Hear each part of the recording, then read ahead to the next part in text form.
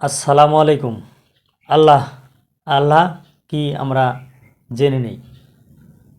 আল্লাহ ওই পাক জাতের নাম যিনি সর্বদা আছেন ও সর্বদা থাকবেন, যিনি সর্বশক্তিমান, মৌত ও জীবন দানের মালিক, যাহা ইচ্ছা তাহাই করিতে পারেন, তাহাকে বাধা দেওয়ার মতো কেউ নাই।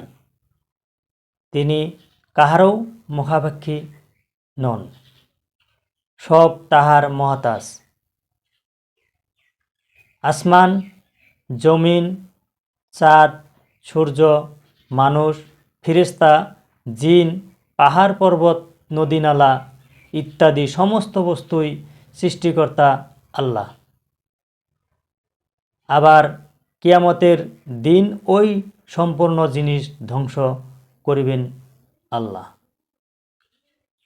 আল্লাহর বিষয় ধারণা আমরা অল্প হলেও অনুমান করতে পেরেছি।